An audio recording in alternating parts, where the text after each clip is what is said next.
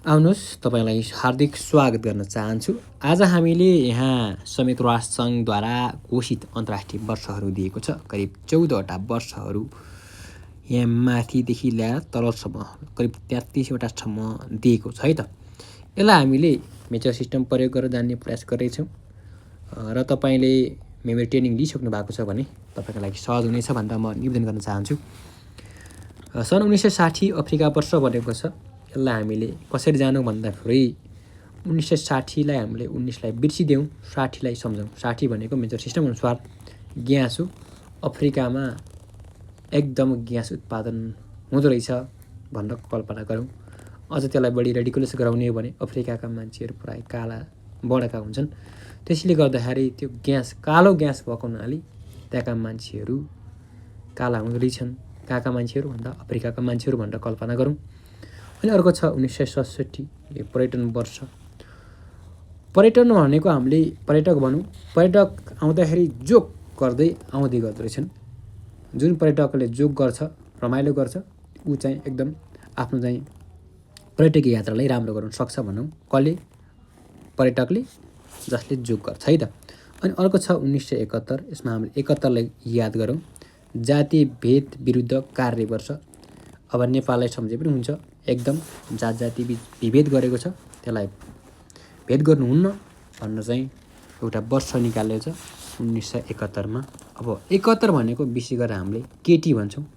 जातीय भेद हाम्रो जात जाति मात्र होइन, केटीमा पनि भेद भएको छ, विभेद भएको छ। अझ बढी गरेर जाति विभेद चाहिँ कसले गर्दो रहेछ भन्दाखेरि केटीले गर्दो रहेछन् भनेर भनौँ। अर्को छ 1974। यसलाई हामीले जनसङ्ख्या वर्ष भनेका छौँ। 1974 जनसङ्ख्या वर्ष। अब सुन्नुहोस् है, 74लाई हामीले कार भनौँ, CAR कार।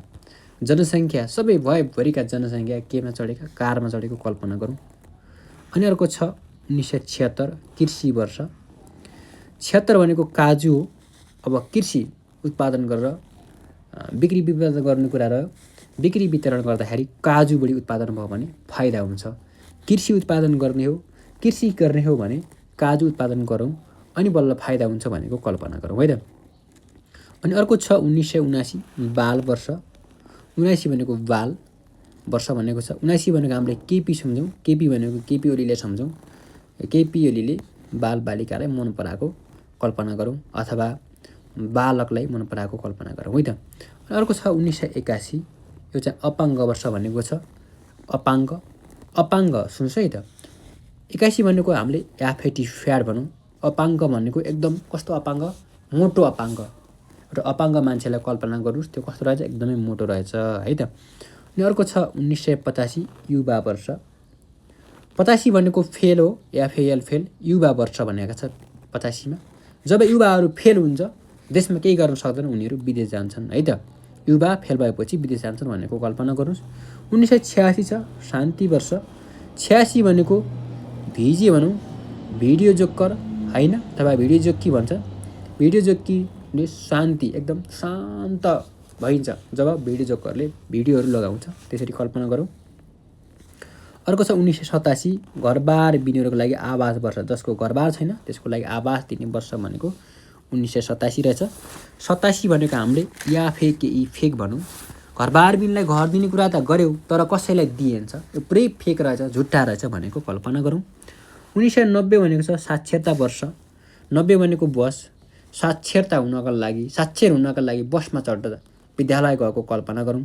तपाईँको सन्तति, तपाईँको दाजुभाइ दिदीबहिनी बसमा सधैँ जानुहुन्छ, किन? पढ्नका लागि। पढ्ने भनेको साक्षर हुने हो होइन, केमा जानुहुन्छ? बसमा जानुहुन्छ। 1992 छ अन्तरिक्ष वर्ष। अन्तरिक्षमा गएर अन्तरिक्षमा लेख्दो रहेछ कि रहन्छ भनेर पेनले लेखेको कल्पना गरौँ। अथवा तपाईँ आफै अन्तरिक्षमा जानुभयो, अन्तरिक्षमा गएर म अन्तरिक्षमा आएको कुरा टिप्पणी गर्छु भनेर पेनले लेख्न लागेको कल्पना गर्नुहोस्। पेनले लेखिन्छ, त्यसपछि जा अब पेनको काम छैन भनेर फालेको कल्पना गर्नुहोस् है त। अर्को छ 20 नम्बर 1993। यो चाहिँ आदिवासी वर्ष। 93 भनेको प्राइम मिनिस्टर अथवा PM भनौँ। आदिवासी अहिले के छ भन्दाखेरि पहिला चाहिँ क्षेत्री बाहुन मात्र हुन पाउँथ्यो भने अब प्राइम मिनिस्टर आदिवासी पनि हुन्छ है त। आदिवासी प्राइम मिनिस्टर हुन्छ। अर्को छ तपाईँको यहाँ 1994 मा परिवार वर्ष भनेको छ, इन्टरनेसनल फ्यामिली इयर। 94 भनेको पिआर, सुन्नुहोस् है त, परिवार। तपाईँको परिवार पिआर पाएपछि नेपाल बस्दैन।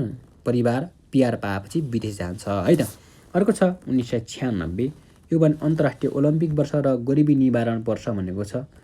96 भनेको बिएजी, ब्याग भनौँ है त, ब्याग। ओलम्पिक खेल्न जान पऱ्यो भने, ओलम्पिक हेर्न जान पऱ्यो भने यत्तिकै गएर त भएन, ब्यागमा लुगासुगा हालेर जानु पऱ्यो होइन। अब गरिबी निवारण भनेको छ, गरिबी निवारण गर्नको लागि त कुन कुन गरिब छ भनेर थाहा पाउनु पऱ्यो होइन। हो, त्यसको लागि ब्याग बोकेर ब्यागमा अब के डायरीहरू लाने अनि टिपोट गर्ने काम गरिन्छ। त्यसैले गरिबी निवारणको टिपोट गर्न जाँदाखेरि ब्याग लगेको कल्पना गर्नुहोस्। अर्को छ सन् 1999 अन्तर्राष्ट्रिय वृद्ध वर्ष। अब 99 भनेको बेबी है, अनि वृद्ध भनेको पनि बेबी जस्तै हुन्छन्। अब बुढा मान्छेहरूलाई तपाईँले भनेको मान्नुहुन्न नि त उहाँहरूले होइन, एकदम बच्चा बच्ची जस्तो हुनुहुन्छ। त्यही भएर यो बेबी र वृद्ध उस्तै मिल्यो है त। अर्को छ 2001। अब सुन्नुहोस् है, यो 1960 भन्दा माथिका वर्षहरू छन्। यहाँभन्दा पहिले चाहिँ 1900 भन्दा पहिले सायद 1960 भन्दा पछि नै हो यो गरेको, संयुक्त राष्ट्र सङ्घ स्थापना भएको। त्यसले गर्दाखेरि अब हामी 2001 गएका छौँ। एक भनेको छ सभ्यताहरू बिच अन्तर्क्रिया वर्ष। सुन्नुहोस् है, सभ्यताहरू बिच अन्तर्क्रिया, विभिन्न किसिमका सभ्यताहरू छन्। ती सभ्यता अथवा सभ्य मान्छे भएको कल्पना गर्नुहोस्। सभ्य मान्छे भयो भने भेट हुँदा पनि अन्तर्क्रिया गर्दा पनि उसले के खान्छ? केक काटेर खान्छ। कसले? सभ्य मान्छेले भेट हुँदा पनि केक काटेर खान्छ भनेको कल्पना गर्नुहोस्। अब 2002 छ, 2000लाई बोलिदिनुहोस्, 2लाई सम्झनुहोस्। अन्तर्राष्ट्रिय पर्वत वर्ष। अन्तर्राष्ट्रिय पर्वत वर्ष भनेको छ पर्वतमा चढ्ने, हिमालमा चढ्ने भन्छ नि। हो, हिमालमा चढ्दाखेरि के हुन्छ? एकदम जाडो हुन्छ। त्यही भएर सुई लिएर गइसकेपछि के हुन्छ? शरीर अब खाना खानु पऱ्यो। हेर्नुहोस्, खाना खाँदा त के अब भात लगेर जाने कुरा भएन होइन, खाना खाने कुरा लाने कुरा भएन। त्यही भएर पर्वतमा चढ्ने अन्तर्राष्ट्रिय मान्छेहरू के गर्दैछन्? सुई लाउँदै छन् खानाको रूपमा भनेर कल्पना गर्नुहोस्। अन्तर्राष्ट्रिय धान वर्ष भनेको छ। अब धान सुन्नुहोस् है त, 2004 भनेको छ। धान 2004मा अब धान उत्पादन गर्नु पऱ्यो भनेर सरले भनेको कल्पना गर्नुहोस्। सर भनेको 4 है त। धान उत्पादन कसले गर्ने भन्नुभयो? सरले। अन्तर्राष्ट्रिय स्वच्छ पानी वर्ष। स्वच्छ पानी खानुपर्छ है भनेर कसले भन्नुपर्छ? घरमा आमाले भन्नुपर्छ। आमाले भनेर भनेपछि मात्र बल्ल बच्चा पछिले स्वच्छ पानी खान्छन्, कल्पना गर्नुहोस् है त। अनि अर्को छ 2005 खेलकुद तथा शारीरिक शिक्षा तथा र लघु ऋण अन्तर्राष्ट्रिय वर्ष भनेको छ। अब खेलकुद तथा शारीरिक शिक्षा र लघु ऋण भनेको छ होइन। अब 5 खेलकुद, खेले पनि हेर्नुहोस् है, खेले पनि नाचे पनि। 5 भनेको नाच, नेपाली नम्बर अनुसार भनौँ, नाच्दा जति फुर्तिलो बनिन्छ खेल खेल्दा पनि त्यति फुर्तिलो बनिन्छ होइन। शारीरिक शिक्षा जसले ल्याएको छ उस चाहिँ नाच्छ हेर्नुहोस् है, अथवा शारीरिक शिक्षा ल्याएको मान्छे खेल खेल्छ अनि बल्ल खेल खेल्ने पनि खेल्छ, नाचे पनि नाच्छ होइन।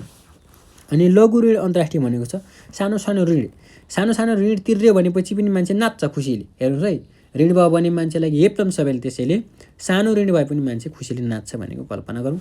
अर्को छ 2006मा मरुभूमि तथा मरुभूमिकरण। अब मरुभूमि थाहा छ, सहारा मरुभूमि कल्पना गर्नुहोस् होइन। मरुभूमिमा के रहेछ हेर्नुहोस् है, गु रहेछ। मरुभूमिमा मान्छे घुम्न जाँदो रहेछन्, घुमेपछि मान्छेले त्यहाँ एकदम फोहोर गर्दो रहेछ, गु रहेछ भनेर कल्पना गर्नुहोस्। अब अर्को छ यहाँ तपाईँको 2008मा अन्तर्राष्ट्रिय सरसफाइ वर्ष। अब सरसफाइ अब 8 भनेको के भनेको छौँ हामीले? सोफा भनेका छौँ। अब सोफा तल त सरसफाइ गर्ने कुरा हुँदैन होइन। सोफा माथि पो अब देखिन्छ र सरसफाइ हुन्छ, सोफा तल देखिन्छ त? देखिँदैन नि त, त्यसैले सरसफाइ गरिँदैन है त। अर्को छ 2009मा अन्तर्राष्ट्रिय मेलमिलाप वर्ष भनेको छ। 9 भनेको गहुँ है त, नेपाली नम्बर अनुसार 9 भनेको गहुँ। अब मेलमिलाप गर्न पऱ्यो, अब गहुँ काट्न पऱ्यो भने ठुलो खेतमा, ठुलो बारीमा तपाईँ गहुँ काट्न एक्लै जानुहुन्छ? जान्नु नि त, अरू मान्छेलाई अर्मपर्म लाउनुहुन्छ। अनि धेरै मान्छे जानुहुन्छ, धेरै मान्छे गयो भने मेलमिलाप हुन्छ त्यहाँ। के गर्दाखेरि? गहुँ काट्दाखेरि मेलमिलाप। गहुँ भनेको 9 भनेको 2009 है त।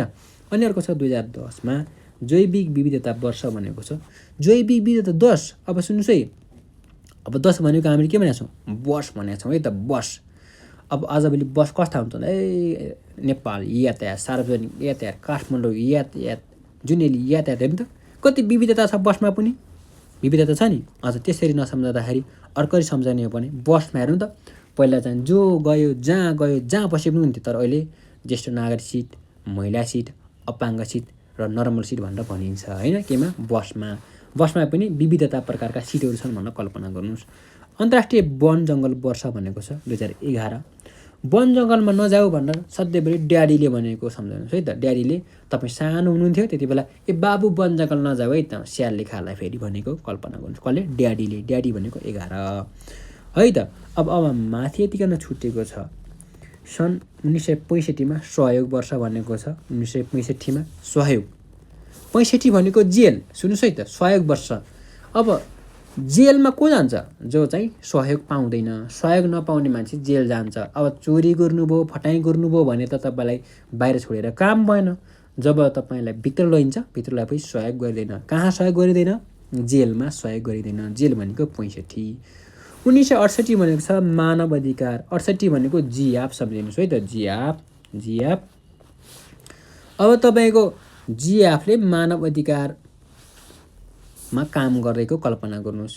मेरो एउटा गर्लफ्रेन्ड छ, ए तेरो गर्लफ्रेन्डले कहाँ काम गर्छ भन्दा मानव अधिकारसँग काम गर्छ भनेर भन्नुहोस् है त। 1972 भनेको छ पुस्तक वर्ष। अब पुस्तक पढ्नु पर्यो, किन्न पर्यो नि। KINA किन्न भने पनि हुन्छ तपाईँले। KINU किन्नु होइन। पुस्तक यत्तिकै पढ्न पाइन्छ? पाइँदैन नि, किन्नुपर्छ पुस्तक पढ्न पर्यो भने। 1975 छ नारी वर्ष भनेको छ। नारी वर्ष 1975। 75 भनेको काली सम्झिनुहोस् होइन। नारी पनि के एकदम काली नारी होइन। कस्तो नारी? काली नारी सम्झिनुहोस् है त। 1978 भनेको जातिभेद रङ्गभेद विरुद्धको वर्ष भनेको छ। अब 78 भनेको के भनेको छौँ हामीले? CB भनेको छौँ हो। जातिभेद भयो, रङ्गभेद भयो भनेर जसले भन्छ त्यसको CBमै के हुन्छ भन्दाखेरि जातिभेद बढ्यो, रङ्गभेद गर्यो भनेर CBमा लेखिन्छ होइन। किन CBमा लेखिन्छ? के CBमा लेखिन्छ भन्दाखेरि जातिभेदको भेद गर्यो, रङ्गभेद कालो वर्ण सेतो वर्ण भनेर भेद गर्यो भने आफ्नो CBमा लेखिन्छ। त्यसैले जातिभेद र रङ्गभेद गर्नु हुँदैन भनेको कल्पना गर्नुहोस्। अर्को छ 1980 धुम्रपान विरुद्धको वर्ष। 80 भनेको भिजा। सुन्नुहोस् है त, भिजा सम्झौँ। अब तपाईँले धुम्रपान गर्नुभयो भने नेपाल बस्न काम छैन नि त। भिजा लगाएर विदेश पठाइन्छ। नेपाल धुम्रपान रहित देश हो, त्यसैले यहाँ बस्नु हुँदैन। धुम्रपान गर्ने मान्छे, त्यस्ता मान्छेलाई भिजा लगाएर हामीले विदेश पठाउँछौँ भनेर कल्पना गर्नुहोस्। अर्को छ 1983 जुन चाहिँ सञ्चार वर्ष भनेको छ। 83 भनेको FM भन्नु सम्झिनुहोस्। अब सञ्चारकर्मीलाई केमा सुनिन्छ? FMमा सुनिन्छ होइन हो। सञ्चारको काम कसले गर्थ्यो? FMले गर्थ्यो। यसरी तपाईँले धेरै जानिसक्नु भएको छ। अब बाँकी यहाँ तलका छन् 2012, 13, 14मा केही वर्षहरू छन्। यो तपाईँले आफैले जान्ने प्रयास गर्नुहोला र यो भिडियो सक्दो सेयर गर्नुहोस्। एकपटक फेरि दोहोऱ्याउनुहोस्। तपाईँलाई याद भएन भने मलाई भन्नुहोस्, याद भयो भने सबैलाई भन्नुहोस्। हस्त नमस्कार, धन्यवाद।